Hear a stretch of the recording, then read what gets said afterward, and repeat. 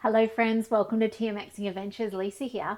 We're going to manually make bread today. Not just any bread, however this can be used to make pizza, bread rolls, whatever you like, but I'm going to turn it into naan bread today. Okay, because I had some requests for that after a curry video the other week.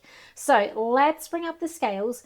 This is a recipe I used to do at demos in my early days. So TM31 days, we had to know this recipe off by heart and we made bread rolls with it. It has changed a little over the years, but yeah, back in the day. So first things first is 300 grams of water. This, I'm using the kettle, but it's actually just room temperature water. The kettle has not been boiled. If you're new to bread and working with yeast, yeast is a culture. Cultures do not like to go over 37 degrees or they die. So if you want them to make fluffy bread, you need to not go over that temperature. So when they get to the oven, they die in the oven when you're cooking them or however you're going to cook them. I know this might surprise you, but I didn't get a teaspoon out. And I saw in my drawer that I've got some spoons. So I'm going to use a spoon today. I normally just grab a teaspoon. Okay, I'm the queen of using whatever I can get my hands on.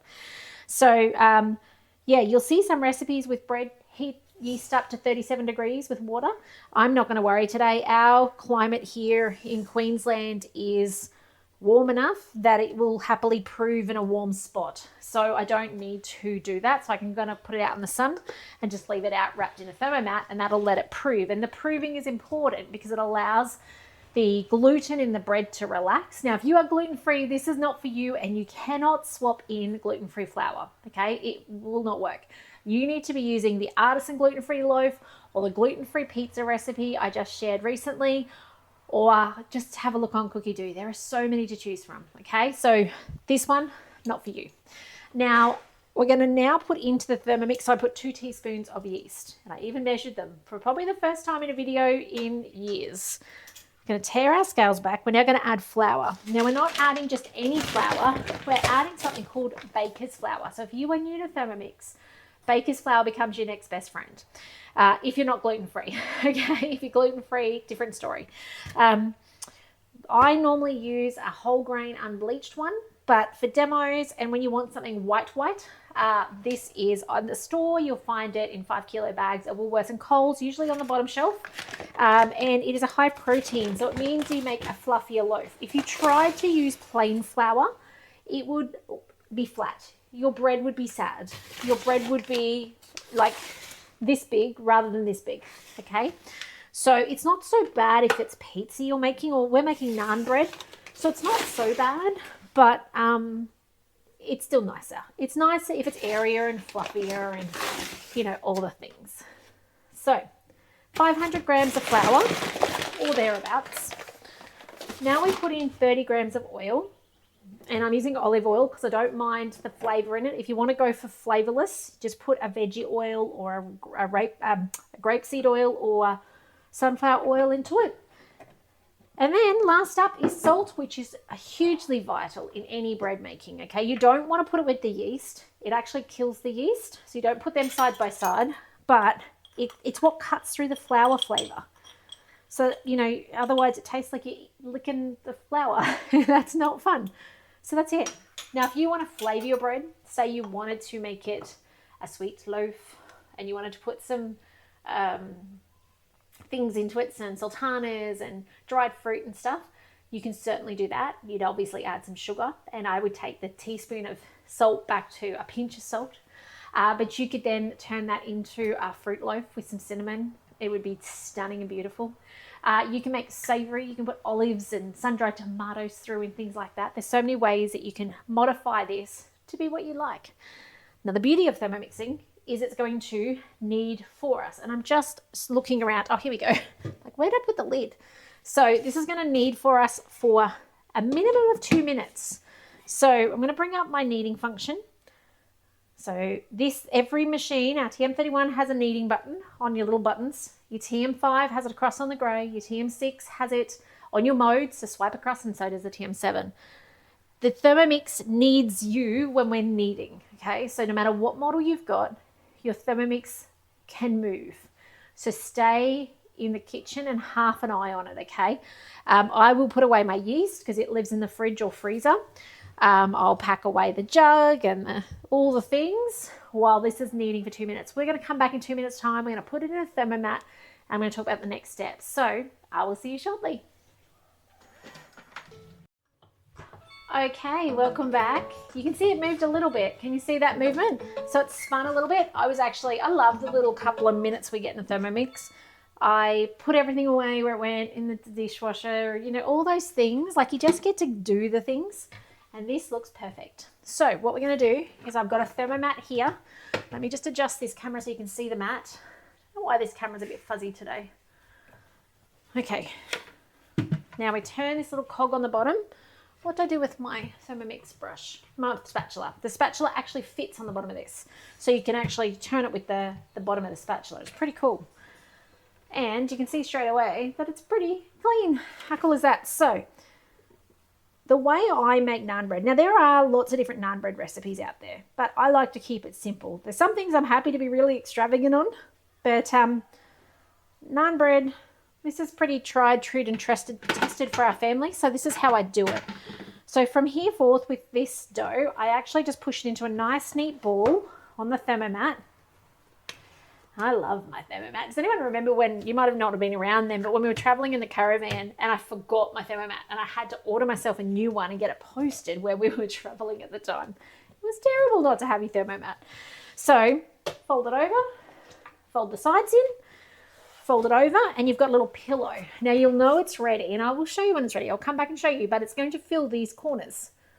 Okay, the pillowcase corners are going to be right out and pushing. If you leave it too long, it'll actually start coming out, but we don't want to leave it that long. So it's going to go in the sun in a minute. But before we do, I like to make a filling for my naan bread of cheese, and I'll weigh it for you, but I don't usually weigh it. I normally just guess it. Cheese and garlic. Okay, now I think years ago this was a Thermo Mama recipe on Recipe Community where she put like spinach in and stuff. It's using the basic bread recipe, so her dough is the same, but her filling was this sort of stuff. I think she put spinach or greens or something in. So you don't need much. And I'm going to show you the process soon of actually, I need to let this prove, but how we make them. So that's about 100 grams. Then we need to have some garlic, because everyone loves garlic naan. You could put your cloves of garlic in. That's probably 1 clove, 2 cloves. You could put parsley in. Depends how creative you want to be. Now, that's what I was just saying. Pause that thought. This is the recipe I use, this basic bread recipe, because it's just, I know it off by heart. But there are other ones with yogurt and all sorts of things, which are lovely. Very A+ standard, like amazing. If you've got the time and the energy and the want to do it. It is a stickier dough, but every time I make this and I serve it to people that don't know, they think it's amazing. So I don't think, stick with what works for you. Okay, do you have a favorite naan recipe? Love to know. Okay, on with the lid, and we're going to chop it. So, manual mode. It's not going to take long. When we grate cheese, it's about 8 seconds, speed 8. 8 seconds, speed 8. Off we go.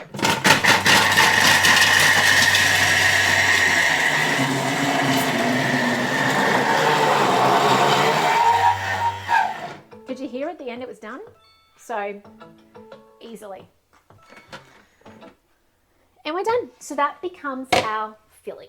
So that's going to go in later once this is rested, and I'll show you how we put it all together and finish it in a sandwich press. If you don't have a sandwich press, a hot plate works just as well, or a barbecue, anything that you can put a bit of butter on and smish it between. So, or flip it over with.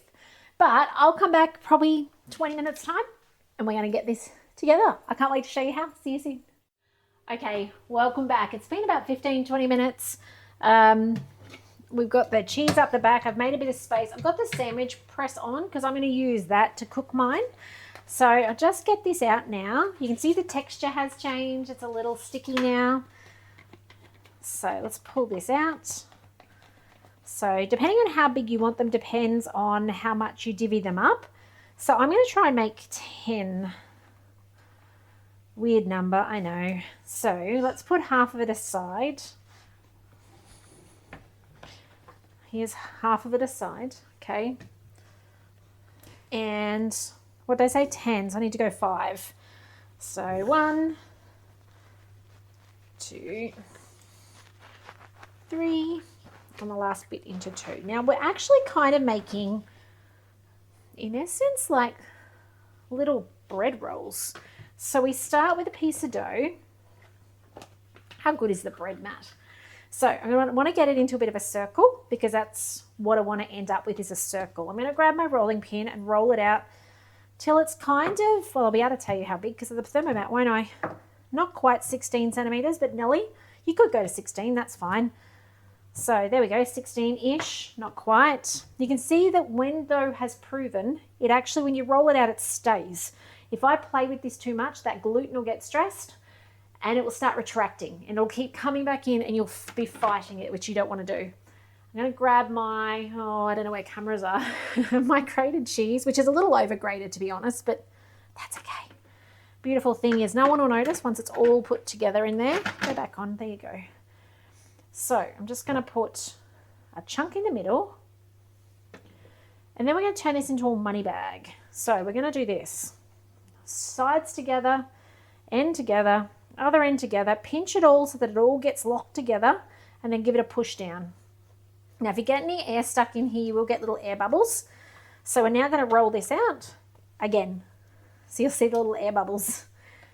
Sometimes you will lose your contents out of those things. Like when you cook it, you'll see that you'll get a bit of an oozing of the melted cheese out of it and stuff, but that's okay. If you've got green in it, you'll start seeing the green shine through. And we make this as big as we want to do. Now I can put, and I do often put butter on my sandwich press. However, the other option is you actually put butter in your thermo server when you're finishing it to kind of give it a beautiful, authentic, oily outer. I don't know if that makes it sound appealing or not. Alrighty. Oh dear, need to have unlocked that beforehand. This is a pain if I don't unlock it beforehand because it kind of heats up and stays attached. I'm gonna do it. I might press pause. I'm just gonna get some oven gloves and get my sandwich press open so I can do the next step. I'll see you in a sec. Okay, all good. Here we go. Open it up, put it on. I love the sandwich press for the speed as well because I can now get my next one ready, roll it out. It will not take long to cook this. So about 16 centimeters. Next chunk of garlic cheese. On it goes. Money bag it, up we go again. Generally, we finish about the same time, but actually that one might be a bit thick. We'll see how we go. Rolling it out. Now you could pre-make these, so you could actually have them pre-made, put them flat in the freezer, let them freeze, and then put them in a Glad bag or something. So you could certainly do that to have them, you know, if you don't want the whole batch, means you're working once but getting multiple meals out of it. So that's ready for the next go. You can hear that some of the cheese is oozing out. Give it a second. Oh, Nelly, not quite. So rolling it out. If you start with a weird shape, you're going to finish with a weird shape. So if you start with a circle, you have a much better chance of finishing with a circle rather than, say, Australia or something like that shaped. Okay. Every time I use this rolling pin, I get asked, where is it? Where did it come from? I think it was Big W many, many years ago. I used to take them to demos to make the pizza bianca because they were so light, but they're actually a fondant roller that I just took the elastics off the end, or the spaces off the end, and use. I actually love it. Love, love, love it. So that's where I got it all those years ago. I reckon this is done. Yes, it is. So grab something to take it off with. Looks like I'm using barbecue tongs. Why not? And first naan bread. Ready to go. So I'll just keep on going, really. I put in the next one. Lid down. And you just keep on rolling. So it's as simple as this. You could freeze the dough at this point, and of course it's just a dough, right? So you could actually use it to make bread rolls, anything else really, anything else you want that's bread dough-like, except it is a savoury loaf, like there's no sweetener in it, so just bearing that in mind. So otherwise I will continue rolling. If they ooze out, you'll get a bit of stuff here. Doesn't really matter.